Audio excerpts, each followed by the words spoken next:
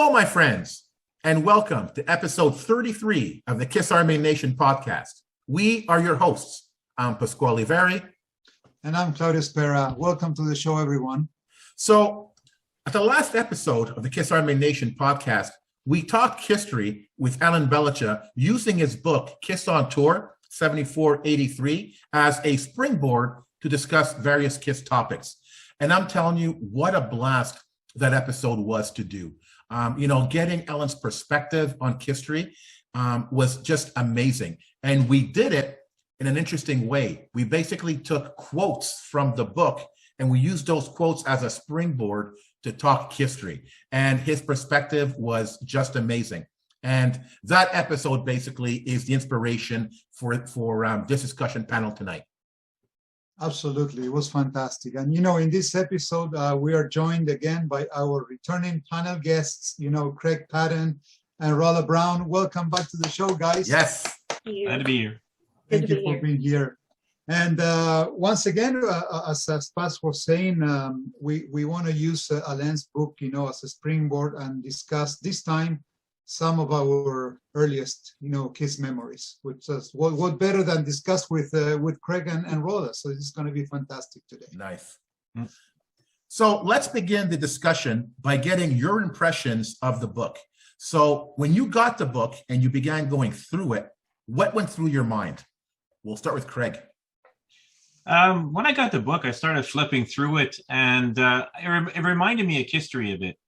The way it was laid out, the way it was presented to you. What I was really impressed with is a lot of those pictures I'd never seen before. Mm-hmm. So for me, that was a really big selling point. And also they showed the set lists, which was very important to me. And how, to me, the set lists are important, and why aren't they playing this and why aren't they playing that, right? But there's a lot of really obscure stuff in there that I've never ever seen before. Stuff that I found out, for example, in the San Paulo concert, apparently they played "I Love It Loud" twice. Yep. In the set list, I never knew that. Mm-hmm. But there's a lot of really good information and a lot of quality pictures in there. Claudio, how about you? Yeah, it was great. I agree with Craig. But to me, the first impression I had going through the book, to me, it was like a trip, going back in time. It was like as if I were a time traveler. So the book to me showcases the best moments in KISStory in a way that it's pretty unique because of the graphics, the picture, the way it's, the formatting, the way it's set up. It's always entertaining. You get never tired of going through stuff. You always find something new. But again, as I said, to me, it was indeed a time travel experience. Yeah, big time. Cool. Raula, how about you?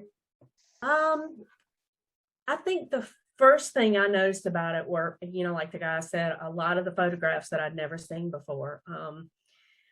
And it's like Claudia said, you kind of took you back into a moment of time that I didn't get to experience because my parents were so strict, and I didn't get to experience any of the, all the glamour and all the, the brand newness, and to see all those photos that I've never seen. It was, it was almost like it was a huge magazine tour book, scrapbook type thing with all this information. And it was pretty amazing. I think that's what I liked about it the most. Right. What about you, Pasc? Listen, I got to be honest. Claudio, you and I have been talking a lot, about collector's fatigue and trying to save money and calm down on Kiss stuff, And at first, when I heard about this book, I didn't plan on getting it. And I saw or heard the podcast, the FAQ Kiss podcast, and they really sold the book well. And it's like, oh, I got to have this book. It sounds amazing. They were really hyping up the fact that there are pictures that you've never seen before. I'm thinking, yeah, sure. We've seen it all, right? Yeah. Oh man, when you get that book and you go through it, wow. I mean, I remember the Kiss A&E special. Yeah, there were a couple of photos that we never saw before, but most of them we saw. And I thought it'd be the same thing for this book. Absolutely not. No. Flipping page after page after page. And it's like, wow, I never saw this. I never saw that. And then the scrapbook portion at the end of all of the chapters, the era chapters, and you go through like fine tooth combs, like this is so cool.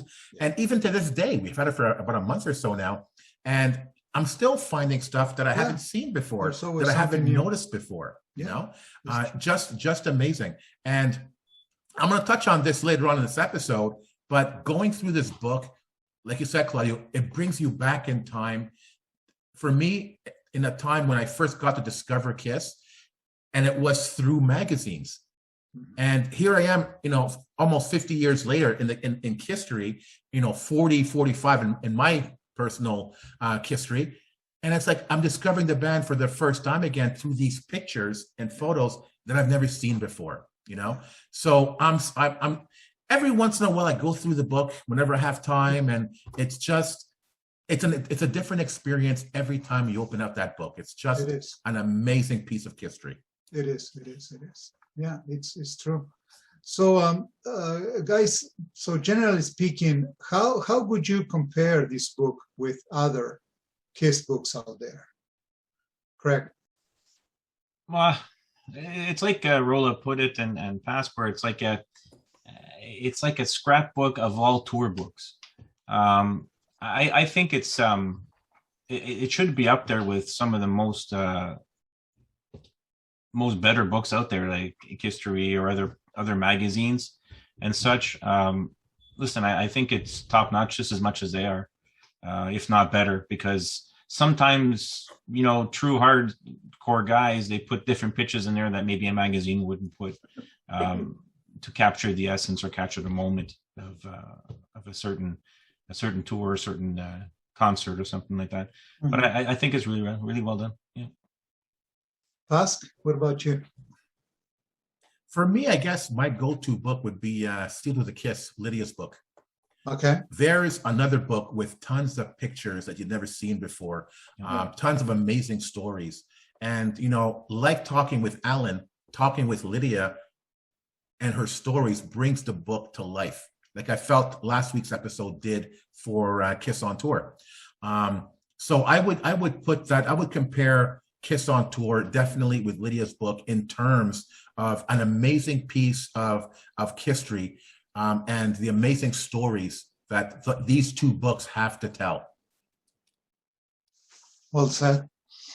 Rolla, what do you think? I'm going to have to agree with Pask on this.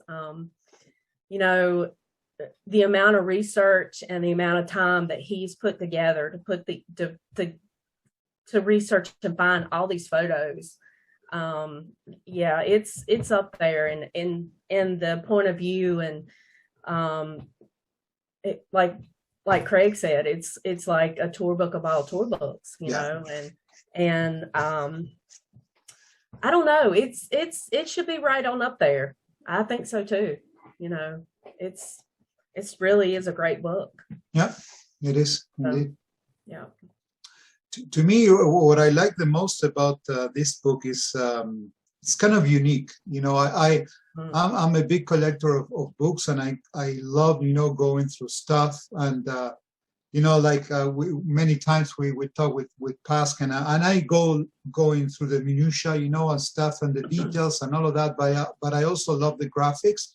So in this case, for this book, I think both graphically and literally speaking, it's amazing. To me, it's in the top 2, 3, no question about it.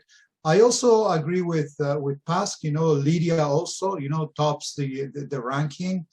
But I find that once in a while, of course, you know, Lydia's book, it's bigger. You know, it has more pages and all of that.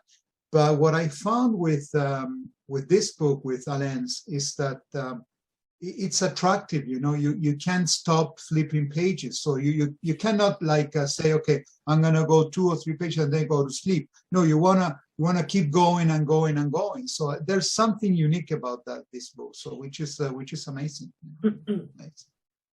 So really, this book is almost, you know, magical in the sense that when you go through it, you can't help but talk about KISS and KISStory.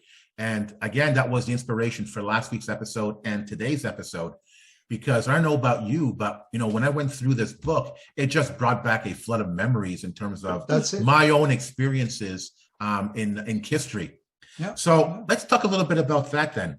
Tell us about your first KISS experience, whatever it is, be it a concert, seeing them on television, whatever it is. Craig. I have to go back to the times in 1976 when my brother had bought me tickets to go see the KISS concert in Montreal. And around that time, I believe it was the Paul Lynn Halloween special. And before that, I've never seen them. But when I saw them on TV, I'm like, oh my God, these guys are like superheroes. They're beyond life. It's just wow. So I think that's my first experience. And then seeing them in concert and being like in third row and having my ears almost bleed. In those days, it was loud, right?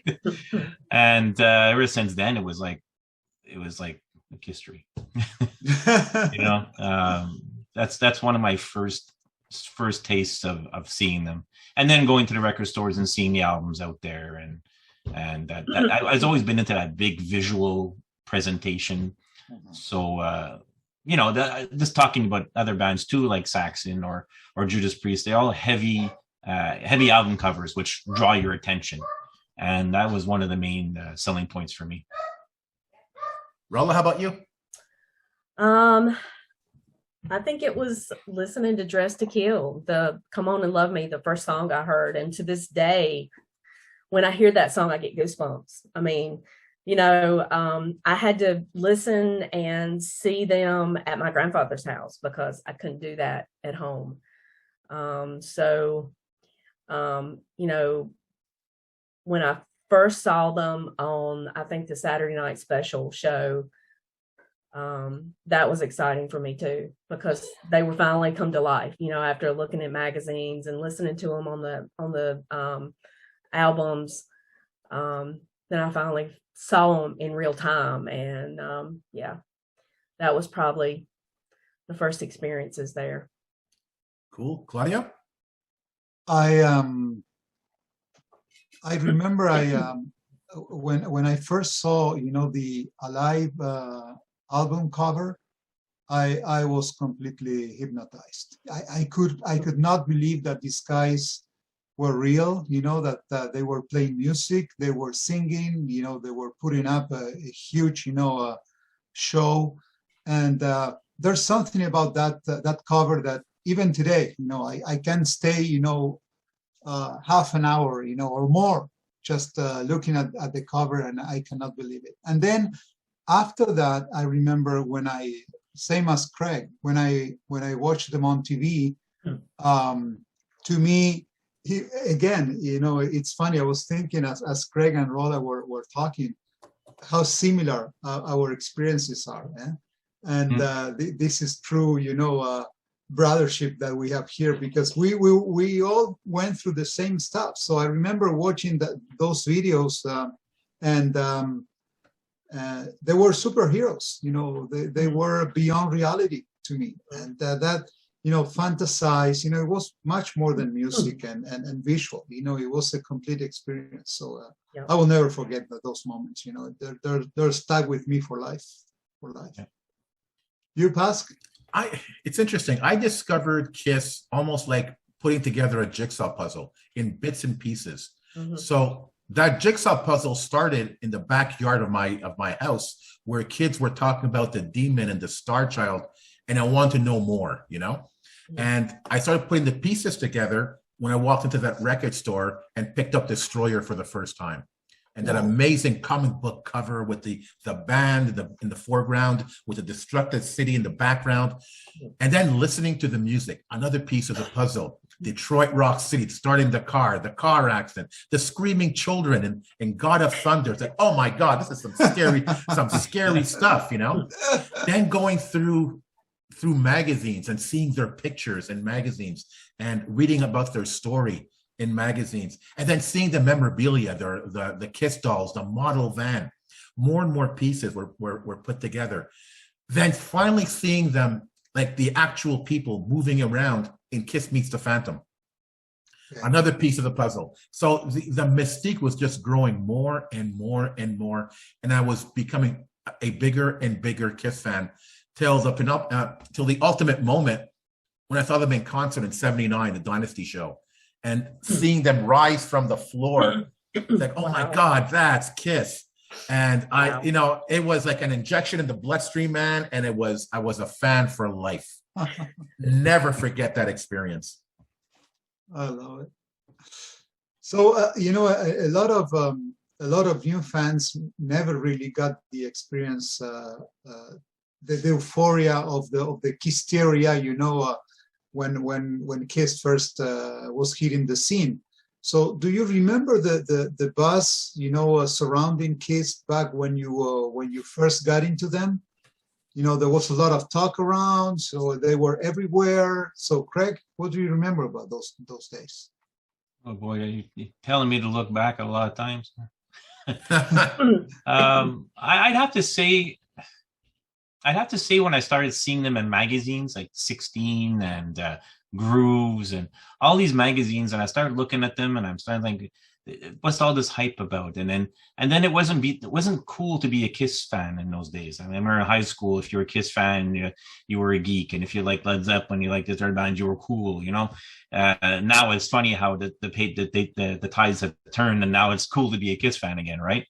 But I remember those days, and it was like we're always waiting for something new to come out, whether it be, I don't know, Kiss pencils or Kiss notebooks or Kiss van, like Pascal was mentioning, a model van, or if it was stickers or whatever have you, puzzles, garbage cans, whatever. I'll tell you a story about that later. But it was always, they gave you enough, but not enough. You always were craving for more.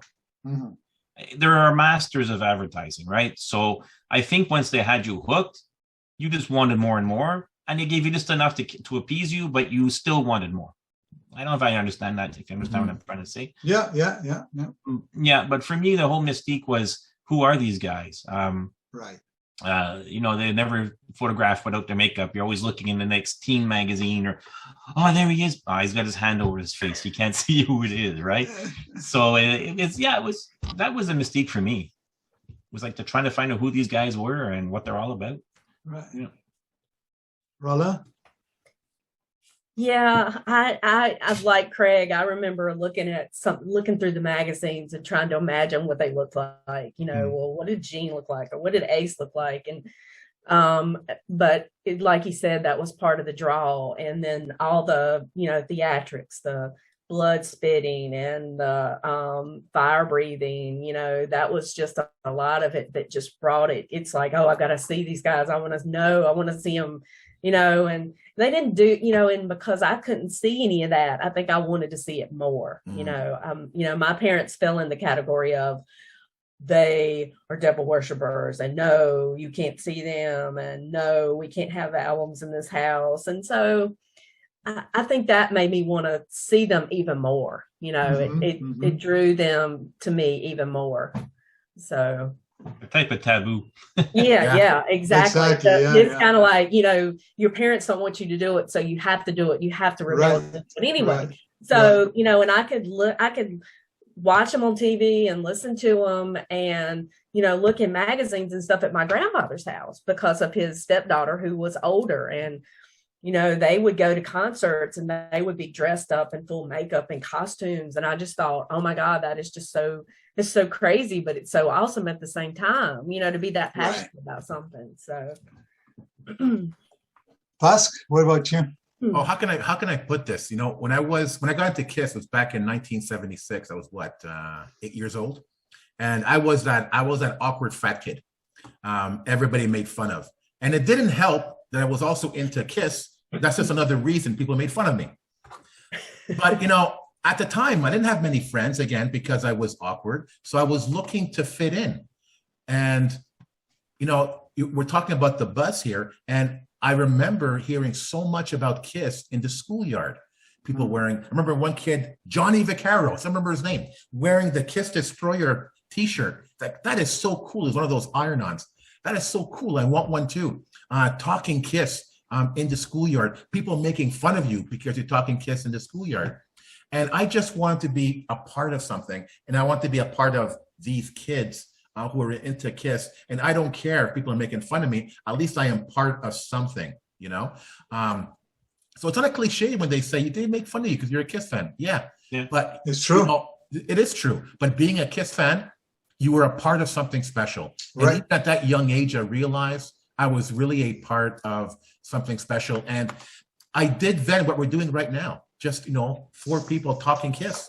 Yeah. And I was doing that as early as 8 years old and still doing it at 53. It's remarkable. It really is. It is hard to explain, but it's true, man. So, and it's still going.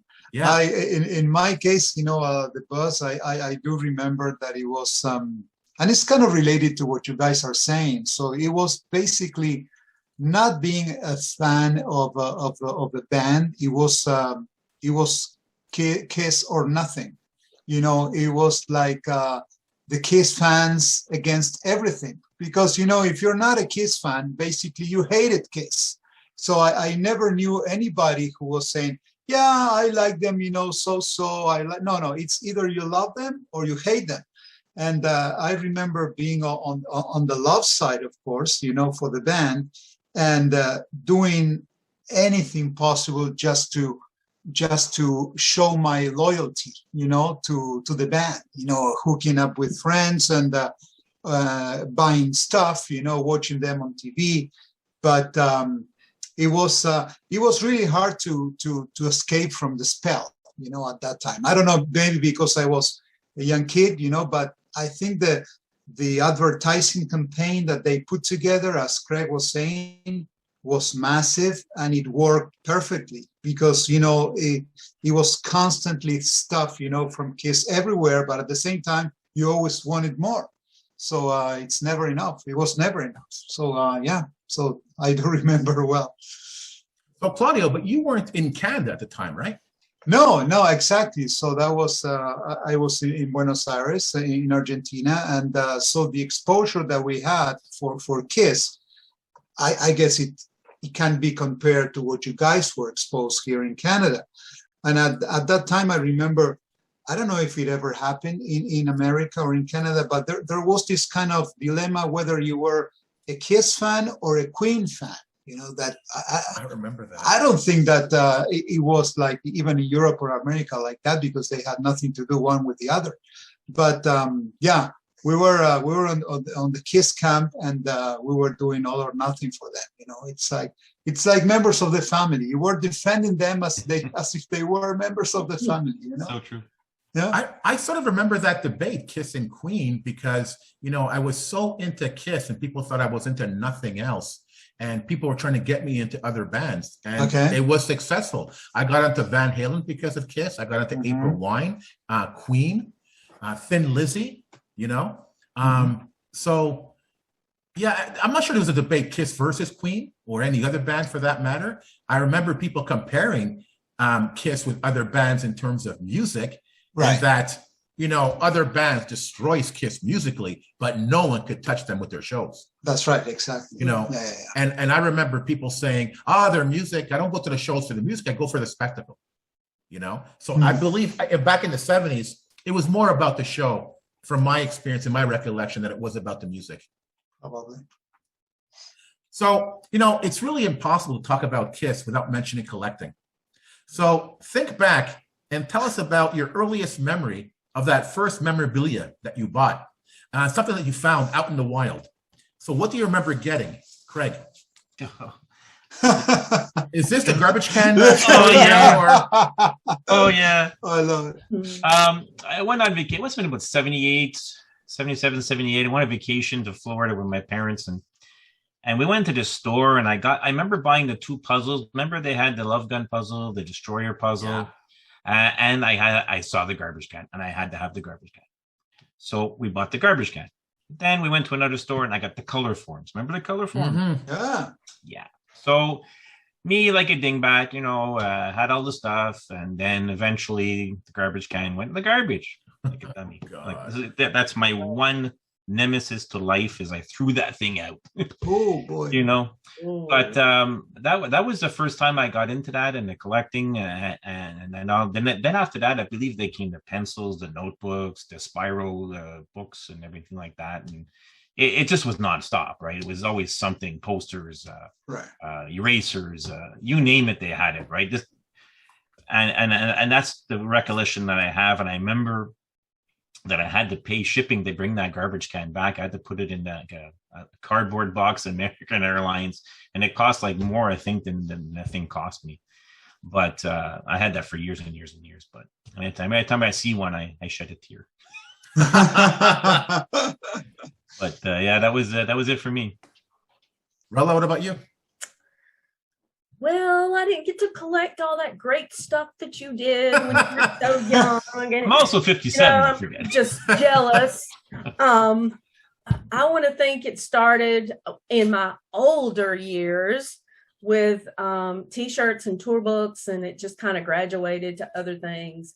I would love to have all of the albums. I don't have them all because I have everything on digital on iPod and that sort of thing. But it's like you guys were talking about earlier. It's like you can never get enough. I mean, you have to kind of reel yourself in sometimes. But yeah, I think tour books and T-shirts was probably the first thing, and I still love T-shirts. Anything with any, awesome colors and graphics, that your eye is drawn to. And maybe that's why, I like that book so much, is because of all the photos and stuff. Exactly. But, yeah. So yeah. That's my nemesis, I guess. But it's all, yeah. Yeah. We all have that story. We all have it. Yeah. Of course. Yeah, I'm kind of jealous of you guys, so I can't really contribute too much to that topic, but Claudio? Well, about collecting, I think I remember getting the bubblegum cards, which I loved, even to this day. To me, it's a fantastic, piece of item. And also I've always been into posters, and that's why everything here it's posters, more than anything else. But the jumbo posters, the big ones, the Alive 2 and all this stuff, that I miss so much. I don't know. I think when I moved to Canada, they got lost somewhere. And I think that was my biggest, pain, I have to say, losing those guys, and I'm desperately trying to find them again. They're hard to find in good shape.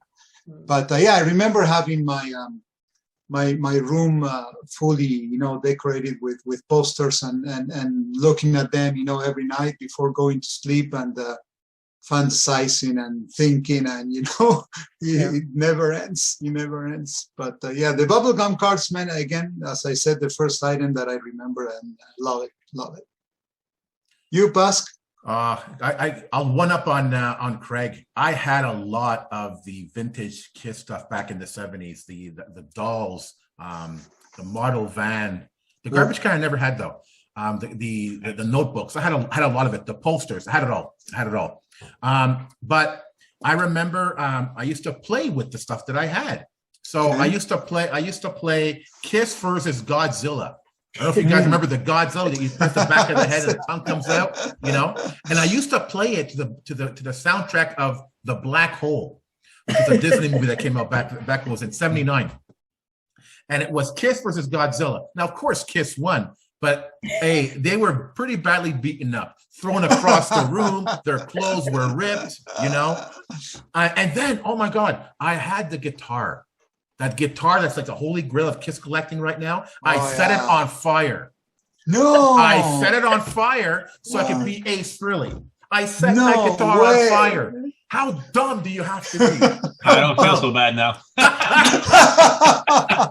This is nothing, man. The garbage can is nothing compared to this. Oh, man. So destructive and violent. Yeah. Oh, yeah. I had a lot of issues as a kid, But then, Rolla, funny enough, destructive and violent, I was trying to change my ways and have a different direction in life. I want to straighten out my life, and people were telling me that KISS was the root of all my problems. So you know what I did? I destroyed everything I had. the jumbo posters, ripped it up, the magazines, and thrown in the garbage. No. Thrown in the garbage. And that's how I started collecting again. Back in 95, I wanted to get back everything I had in the 70s. I just never stopped, But that, collecting in a sense is my therapy, because to make up for all that nonsense of a kid I was back in the 70s. Ridiculous. By the way, Kiss versus Godzilla was the first script for Kiss Meets the Phantom. That's it. That's it. Hey, Pascal, could you find everything that you threw away in the past? Could you find it? Oh yeah, I found everything I had. Okay. Everything I had. Even the jumbo posters. I got the Alive one and the Alive 2, I think. Yeah. Okay. The two jumbo posters. I'm trying to get them framed, but it's astronomical. Oh yeah. The prices for those things. Guys. Yeah. So moving on. So we all know that Kiss, he had ups and downs, throughout the career, and there was bound to be cracks, in the armor, as we all know. So in your personal history, so when did you start to notice that maybe something was wrong in the band, with the members of the band? Craig, did you ever notice that? So do you recall? Yeah, I noticed when Eric Carr came on the scene. I mean, before that, it was the four amigos, the four guys. And then I started seeing pictures of introducing a new Kiss member. And I didn't know anything about it. And I saw the magazine. I was like, the new Kiss member, what's this? I look at it, the Fox. Okay, well, what's happening? Like, what? These guys are like breaking up, or what's the story? I remember seeing that. And that was the first thing for me that you saw that there was cracks in the thing. And then there was going back now, if I see things now and I look at pictures, and when I started seeing, like, how can I explain this? When the Tomorrow Show came out, and then you saw Peter and Ace having more fun than you usually do, and then you see Gene and Paul's face saying, "Oh my God!" Like, I knew there was something wrong there. It was just like the record went from 45 to 33. Whoa, there's something wrong here, And that's when I first started seeing the cracks, I think, for me. Rolla, what about you?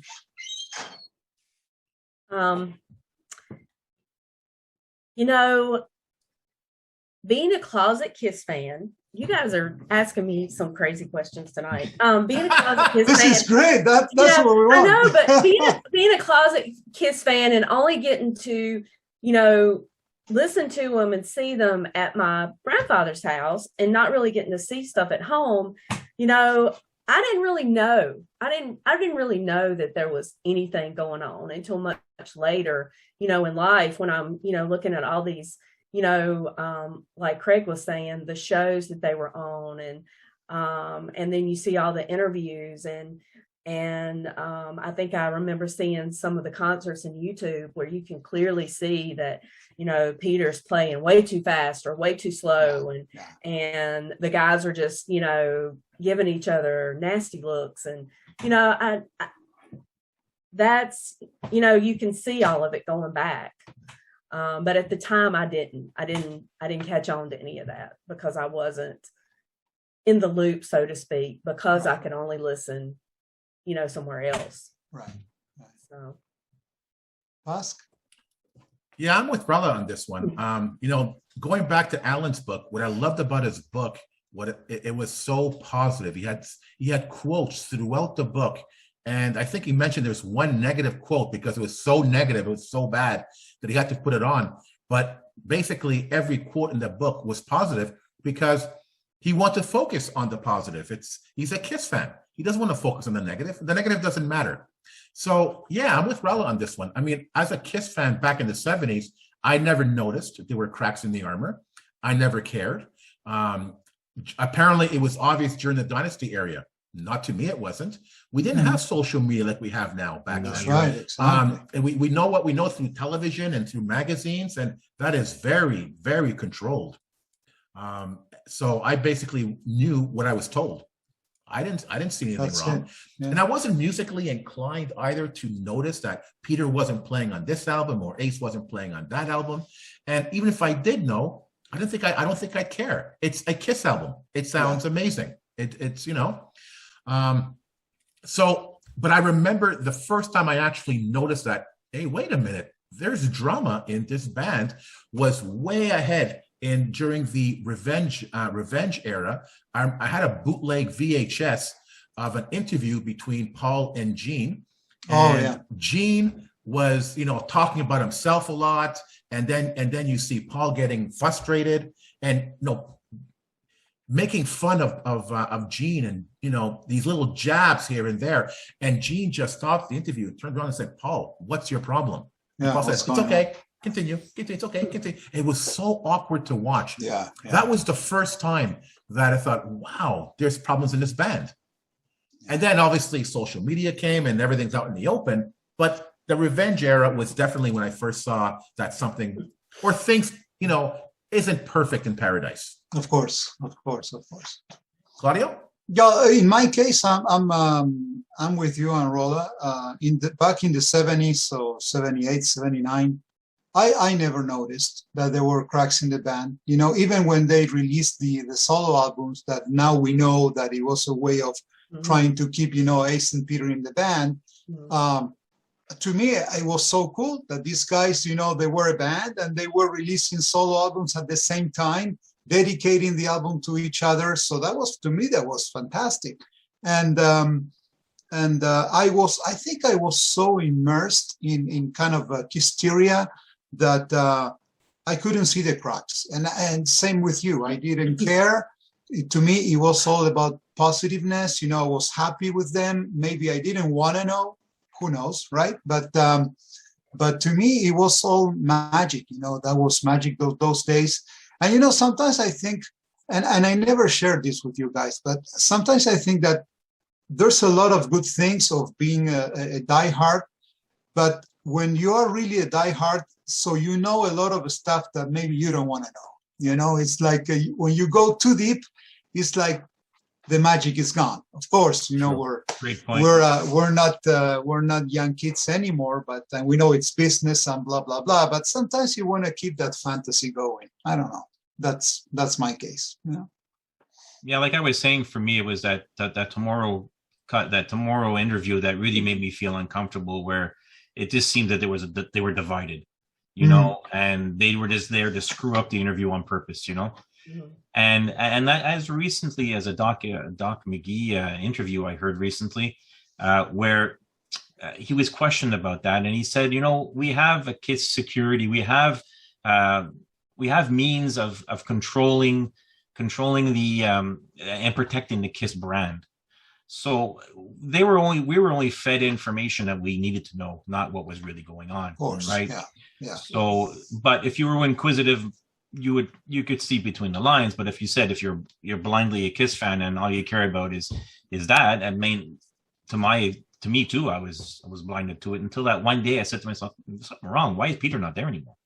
That was it for me. But definitely they are there to protect the brand, and that's they only give you a controlled substance of how much they give out. Yeah, but as much as I love social media, the bad thing about social media that it just draws people into the drama, and like you said, Claudio, it destroys the magic. And I choose to see the best in people, the best in a situation. I pride myself in taking a negative and turning it into a positive. I've lived my life. That's my life philosophy. It got me through so much. And I don't want to be. KISS is a huge part of my life and has gotten me so far. Has done so much for me in terms of enhancing my life. I don't want to focus on the negative. I'm sure there's plenty of it. I don't want to focus on it. I want to continue focusing on the magic. And I'm a 53-year-old kid who still watches cartoons in a sense, and is awed by these cartoons, just like I'm in awe of KISS even to this day. To me, the magic isn't gone. It'll never go away because I choose to focus on the magic and not the negativity. Yeah. Well said. So we touched on this before. Craig mentioned Eric Carr and Eric joining the band. So what about that? How did you feel about Eric joining the band? Craig? Well, like I said, I just wanted to know who this new guy was, who this new imposter, if you want to say, is taking over Ouch. Peter's job, right? Ouch. You know what I'm saying? Imposter. Because you got the four guys, you got, this is what it's been like for years, right? And all of a sudden, this guy comes in and takes over, and you don't hear much about what's going on and stuff like that. In later years, when I did meet him once, most positive guy you can ever meet, and the most pleasant guy you can ever talk to, compared to the other guys in the band at certain times. I mean, there's controlled areas and stuff like that, but listen, I love his drumming on Creatures of the Night. I love that sound that he brought. But for me, I mean, it was at the time, I think it had to be done, and I think he brought a different aspect to the band that Peter could never do. And I mean, there's always eras, right? And he fit in those eras. Okay, Rolla? How did I feel? I think I was oblivious to it at the time. Like you said before, it really didn't matter. Mm-hmm.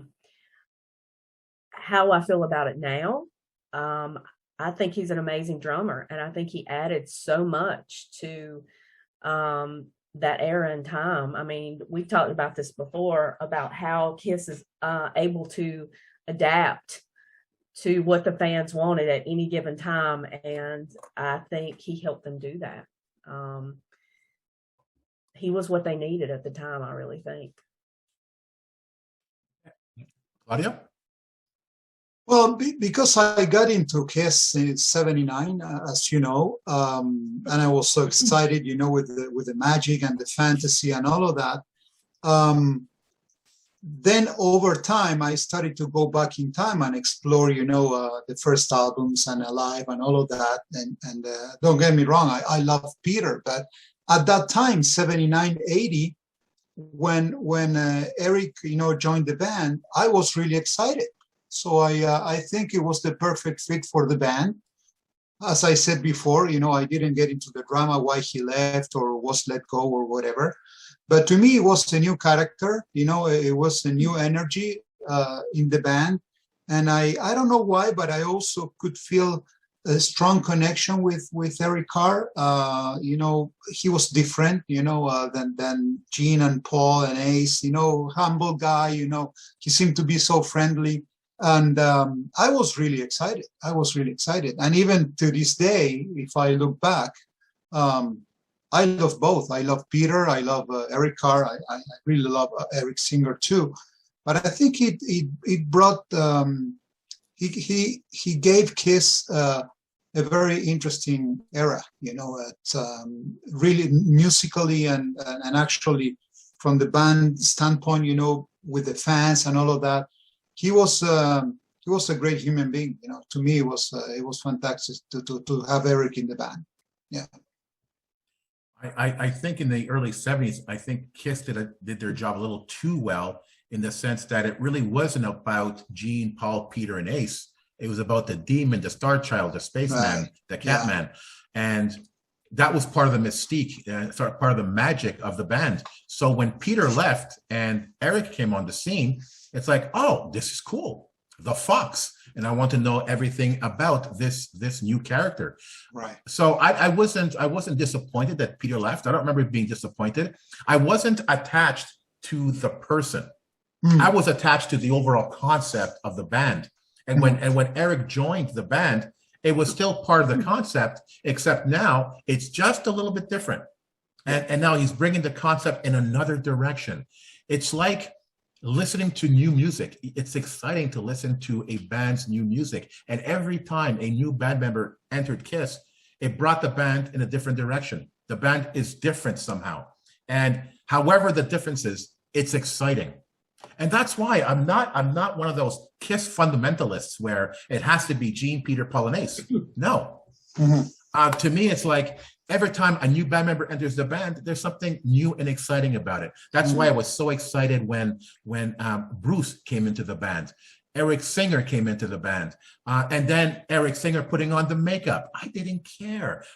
Tommy Thayer putting on the makeup. I didn't care. The band was still around. It elevated the band in another direction. And as I said earlier, I was never musically inclined. I don't hear the nuances of, the drumming and the guitars and what they sound like. But I remember seeing Kiss, was it 2004 with Eric and Tommy, and they've never sounded as tight as a band. Right. And then you look back and like at Psycho Circus goes, oh my God, how was that good? Wow. Compared to how they're playing with Tommy and Eric, it's incredible. The band at the time was out for how many years, and they're even better than they were back in their heyday musically. Yeah. Not many bands could claim that, and they just keep getting better and better. And now with the End of the Road tour, it's almost 50 years, and this is one of their best shows. Who can claim that? Yeah. So no, I didn't have a problem with Eric being on. I thought he like you were saying, he brought the legacy forward like every other band member did as well. Mm-hmm. Exactly, it's part of history now. A big part of it, actually. Exactly. Part of it. So,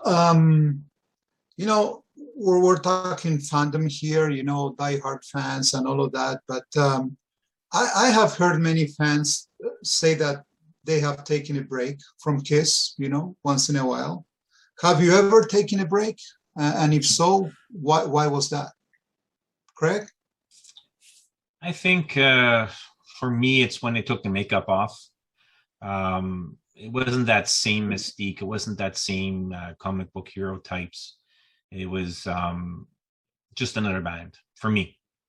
I still listened to them. I still bought their albums. But I wasn't that diehard. I had that time I got into other bands. Right. Some of my favorites were Dio, Judas Priest, Iron Maiden, stuff like that. I seem to have not put them in the forefront. I put them there, but not as number one only. And then as they got back to the reunion, then I started getting more hardcore again, saying, "Yeah, those are the days I remember. Those are this." Everybody had that. Everybody had that vision, right? So that's for me. That's during the non-makeup days for sure. But that's not because you're a fan of the original lineup, right? It has nothing to do with that. No. That's right. Yeah. Okay.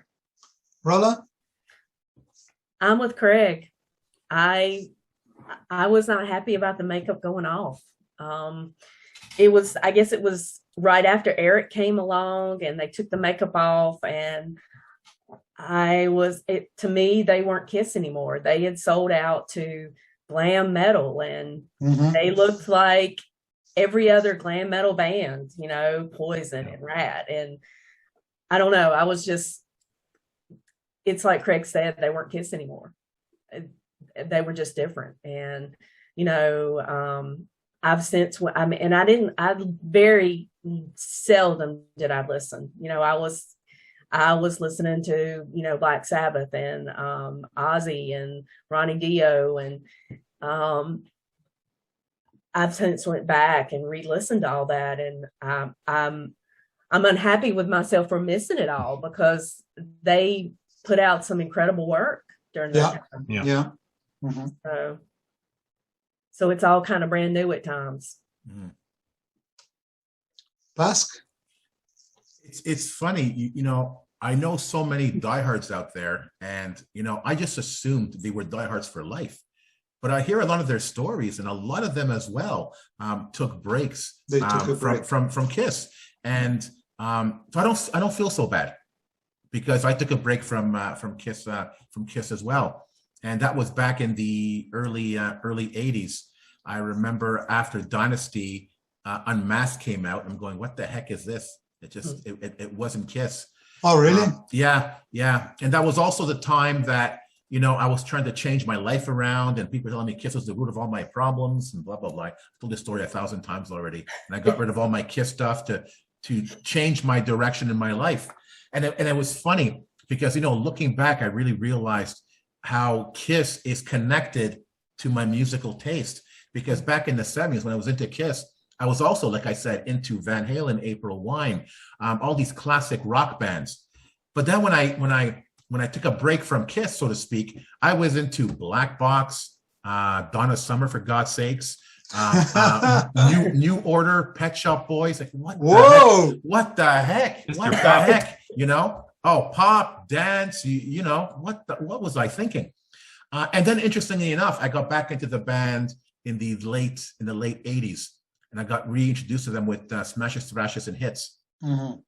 And then I started liking all these, you know, reintroducing myself back to these classic 70s bands that I liked as a kid and being reintroduced to the music. But Kiss was always in my blood, even during the break. And I remember going into the music stores and going through Kiss albums. Let's see what's out there. Yeah. And I remember seeing Elder and go, what is this? You know, what is that? But I never saw any of the Unmasked stuff. I really wasn't around for the Unmasked stuff at all. But one of my regrets also, I remember, and I mentioned this at a previous podcast, that I remember the marquee at the Montreal Forum for the Creatures of Night tour. And I just didn't go. And I wish I did. I missed it. I wish I did, you know? Wow. And my next concert after Dynasty was Hot in the Shade. And Okay. I didn't look back. I didn't look back since. Claudio? Well, in my case, I have to say that I've never taken a break, but however, in the 80s, you know, more in the Asylum, you know, Crazy Nights, Animalize kind of era, I started listening to other bands. You know, I was more interested in trying to find new stuff. However, you know, every time I looked at guys, you know, they were in every magazine, and you know, I was, you know, running to get it, and the same thing when they released a new album. But I was not like a diehard at that time. You know, my interest kind of shifted a bit, you know, towards other bands. But then I really got back into Kiss big time with Revenge. I found that album basically, you know, gave Kiss a new life. And then, of course, you know, the reunion tour and all of that, you know, that was, you know, there's no turning back.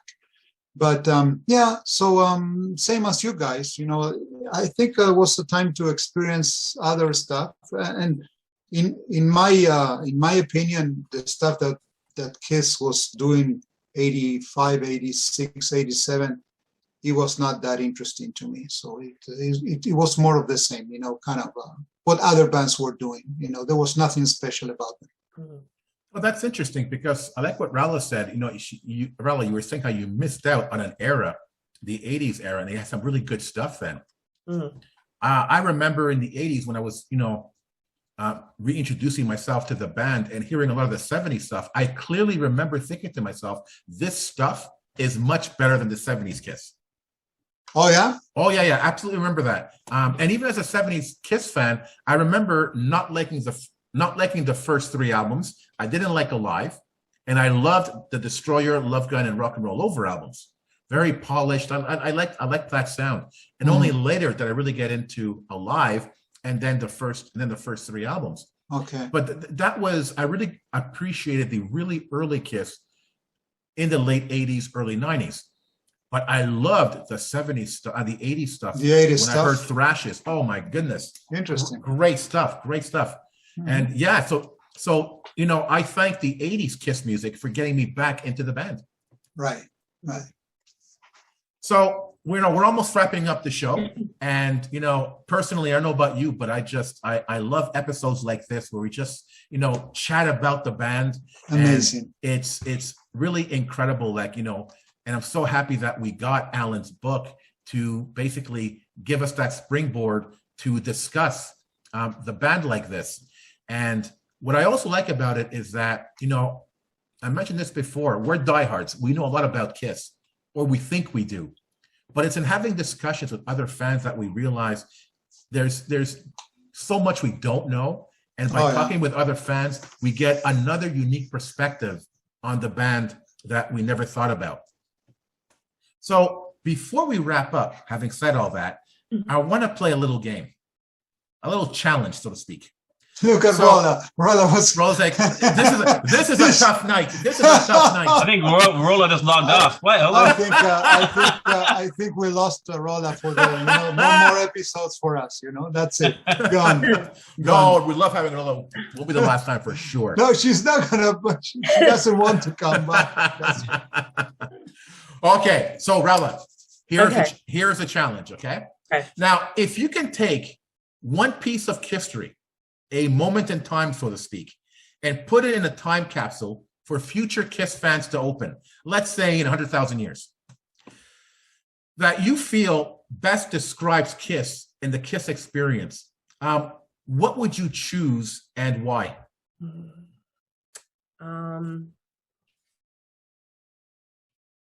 Any point, any time, Anything, between beginning to end. anytime.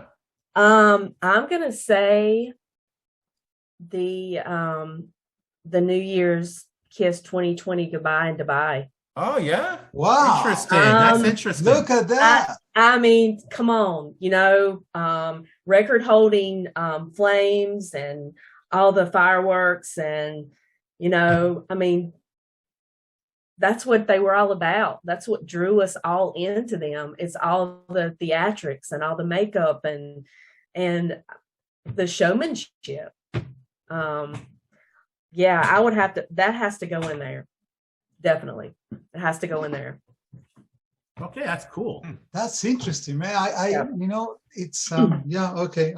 When my it's like I mean, it is come on. true. I didn't expect that. They No, did that show up better than they've ever done it before. I mean, yeah, But- that show has to go in there. But you know why I'm kind of so excited with this response, because when I watched the 2020 goodbye, and every time, even today, every time I watch To Rock and Roll All Night, when they close up the show with all of that, I cry like a baby. Even today, I swear to God, even today, and it's so true what Rolla is saying. If you want to kind of capture what KISS is, and it doesn't matter that it's Tommy, Eric, it doesn't matter, right? So it doesn't matter if it's not Ace or Peter. It's KISS. But that's what KISS is, man. It is amazing. You're probably crying because they spent so much money. No. There's I cannot help it, man. It comes. hear ya, man. I hear Just, man, it's unbelievable. All right, Craig, how about you? Oh, geez, that's a good question. For me, I think it would be the reunion. I think that it brought back a lot of memories for people. I think it put on a lot of new fans and demonstrating what KISS was all about in the other days, and showing your kids, for my example, with my kids, bringing them to concerts, bringing them to events, and say, this is what it was like, guys. I'm reliving my past through you, that these things are coming out, right? Definitely. I mean, definitely the reunion for me is a way of putting something in a capsule that is past but yet present. Nice. Claudia? Well, I don't want to be repetitive, but because where I come from, and because I wasn't exposed to KISS in the 75, 76, 78, when they announced the reunion tour, and I said I have to see these guys for the first time ever, and I flew to New York to watch the reunion tour at the Madison Square Garden, and to me, when they hit the stage, that moment there, that was it for me. The magic is back. That's right. So to me, that's I couldn't stop crying, of course, but it was. If I could capture that moment and give it to someone, as you said, open it up. What's KISS? Well, this is KISS. That was amazing. I thought about this question a lot, and I've been to a lot of KISS events, KISS related events, and I look back and I think, does this event define KISS? Does this event define KISS? And recently with the KISS cruise, I'm thinking, is it the KISS cruise? No, it's not. It really isn't. I was also thinking about the MTV Unplugged. Does that define KISS? yes and no. The symphony, the expos, I don't know. It's a tough one to answer. But thinking deeper, I really have to say it's the 95 KISS convention. Because, and I'm talking about if I could put the whole day into the capsule, because that day was a history in KISStory, a lesson, in KISStory. And, you have the museum with the costumes, you have, there was a guitar clinic, the drum clinic, the acoustic, the Q&A.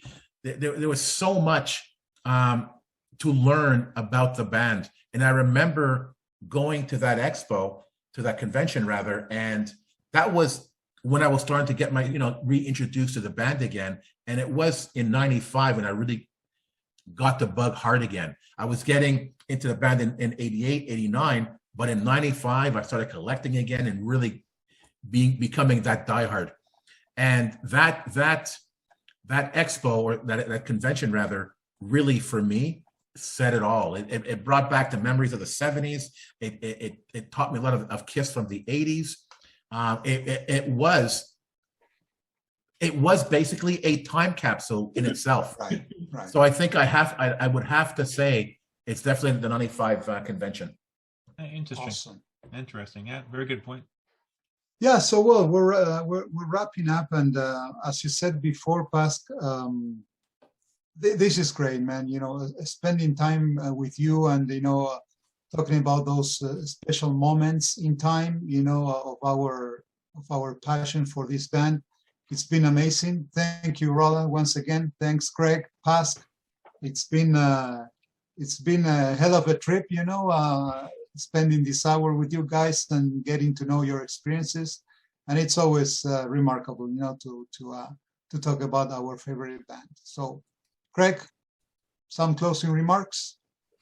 Nothing. I just really enjoy these podcasts, and it just brings back floods of memories, and how a lot of my experiences you guys experienced also, and vice versa. And it's just a pleasure to be here. Thank you. Thank you. Rolla? I'm with Craig. It's nice to get together with people that have the same interest and the same experiences that you do, even though they're different. They're a lot the same. Mm-hmm. Even though you guys have to ask me all these crazy questions that I can answer. But anyway, yeah, it's awesome to sit and chat for a while about, the band that we love. Awesome. Yeah. Thank you. Thank you for being here. I think that's what this podcast is really about. It's about the fans. It's about sharing the KISS experience. And not just with the fans, but also people who work with the band who are also fans as well. We're all KISS fans. And regardless of what level of KISStory we're in, we're all at the end KISS fans. And, again, I want to thank Rolla and Craig for being on the show. Wow. And I also want to thank Alan for, creating this amazing book and sparking this conversation and future conversations to come, because that's what his book does. And exactly. That's what a true book, a true video, a true KISS experience does. It promotes discussion about the band. And it just makes us realize how lucky we are that we're KISS fans. Yeah. Absolutely. Fully agree. Yeah. Yep. So everyone, thanks again for being on the show. And to the KISS Army, thank you so much for listening. We hope you enjoyed this episode. And remember, never stop rocking. Take care, everyone. Bye. Ciao. Bye, guys. Bye. Bye-bye. Bye. The KISS Army Nation podcast has partnered up with Click T-Shop to offer our listeners a high-quality t-shirt with graphic design by Xander Graphics. Check out Click T-Shop at clickteeshop.com.